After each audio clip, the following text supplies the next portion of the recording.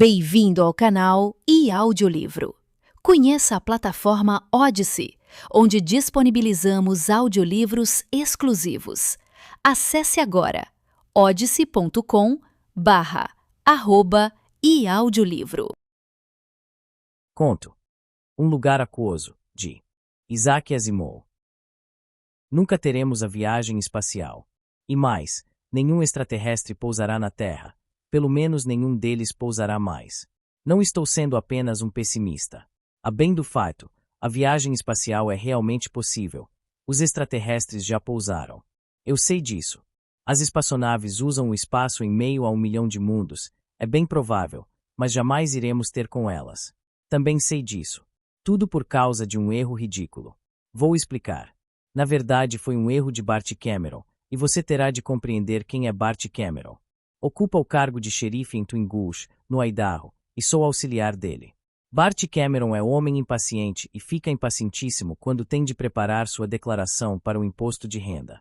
A questão é que, além de ser xerife, ele também é o dono e dirigente do armazém, tem algumas ações em um rancho de ovelhas, faz um pouco de ourivesaria e recebe uma espécie de pensão como ex-combatente incapacitado, joelho defeituoso e algumas outras coisas assim. Como é natural, isso complica bastante suas cifras na declaração do imposto.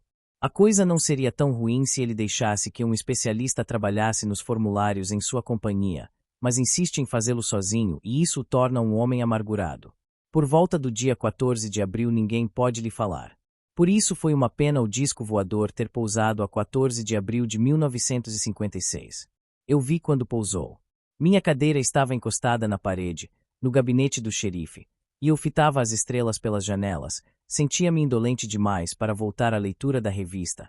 Imaginava se devia acabar com o expediente e dormir ou continuar a ouvir enquanto Cameron amaldiçoava com palavras firmes, enquanto examinava suas colunas de cifras pela 127ª vez.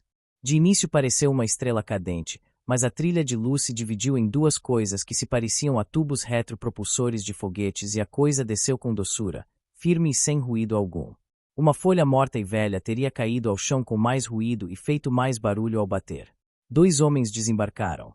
Eu não podia dizer ou fazer coisa alguma, nem engasgar ou apontar para lá, nem mesmo conseguia desviar os olhos. Permaneci sentado como estava. Cameron. Este nem olhou. Bateram à porta que não estava trancada. Ela se abriu e os 2 homens do disco voador entraram. Eu teria dito que eram camaradas da cidade se não tivesse visto o disco voador pousar na macega. Usavam ternos cinzentos, camisas brancas e gravatas marrons. Estavam com sapatos pretos e chapéus pretos. Eram morenos, cabelo negro ondulado e olhos castanhos. Suas expressões fisionômicas eram muito sérias e teriam cerca de 1,80 m de altura. Pareciam muitíssimo um com o outro. Deus, eu me achava apavorado. Mas Cameron limitou-se a olhar quando a porta se abriu e fechou a cara.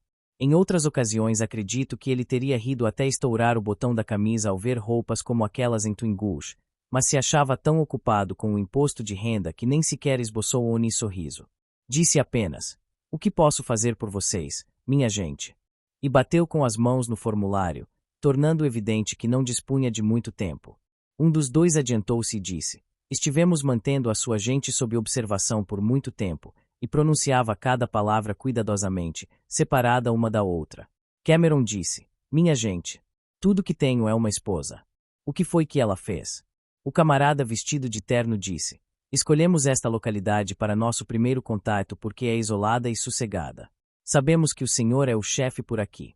Sou o xerife, se é o que quer dizer, e vá falando. Qual é o problema? Tivemos o cuidado de adotar o seu modo de vestir e até assumir a sua aparência. É esse o meu modo de vestir. E Cameron deve tê-lo notado pela primeira vez. O modo de vestir de sua classe social dominante, é o que quero dizer. Também aprendemos a sua língua." Dava para ver que a Lucy fez para Cameron, que perguntou: "Vocês são de fora?" Cameron não gostava muito dos forasteiros, nunca conhecera muitos deles fora do exército, mas, de modo geral, procurava ser justo. O homem do disco perguntou: "Forasteiros?" "Na verdade somos. Viemos do lugar aquoso que sua gente chama de Vênus." Eu começava a juntar as forças para piscar os olhos, mas isso me mandou de volta ao nada. Vira o disco voador. Vira quando pousara. Tinha de acreditar naquilo. Aqueles homens, ou aquelas coisas, vinham de Vênus. Cameron, no entanto, não piscou um olho, limitou-se a dizer: muito bem, aqui é Estados Unidos. Todos temos direitos iguais, qualquer que seja a raça, crença, cor ou nacionalidade. Estou a seu serviço. Em que posso ajudá-lo? Gostaríamos que providenciasse preparativos imediatos para que os homens importantes do seu Estados Unidos, como chama, sejam trazidos aqui para debates no sentido de que sua gente se junte à nossa grande organização. Cameron se punha vagarosamente rubro. Nossa gente ingressar em sua organização. Já fazemos parte da ONU. E só Deus sabe do que mais. E eu tenho de trazer o presidente aqui. É isso? Agora mesmo. A Twin Gush.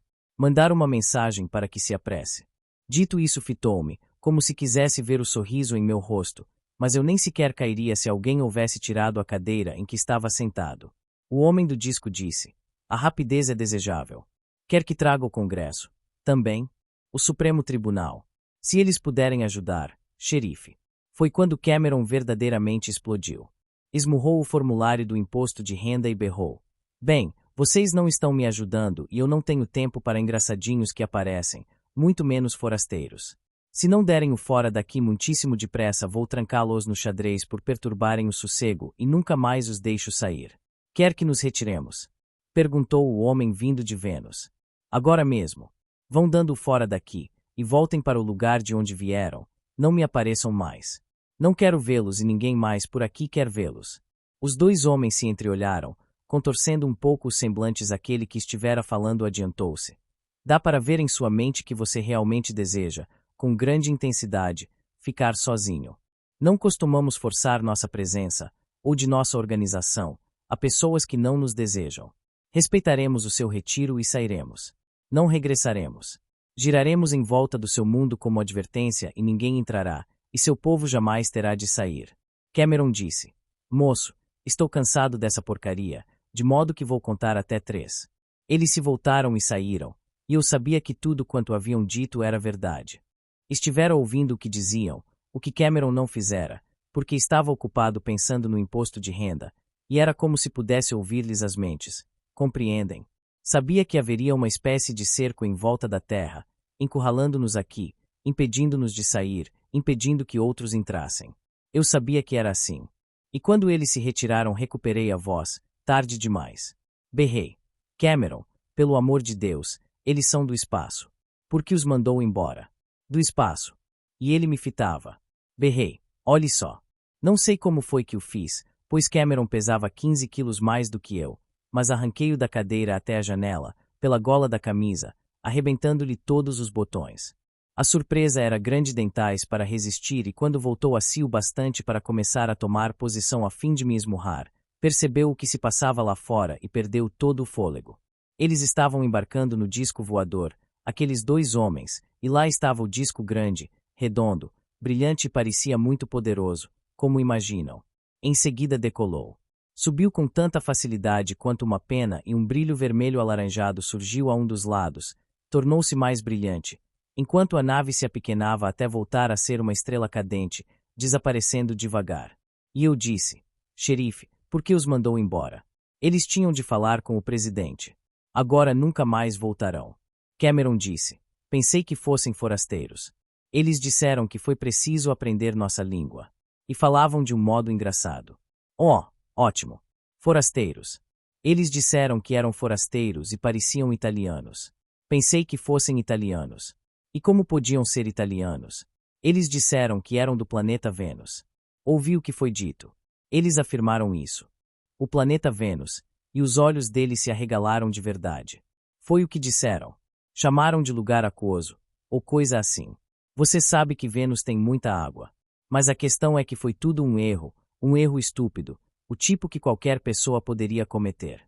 Só que agora a Terra nunca mais vai ter a viagem espacial e nunca mais pousaremos na Lua, nem virá outro venusiano nos visitar. Aquele besta, o Cameron, e seu imposto de renda.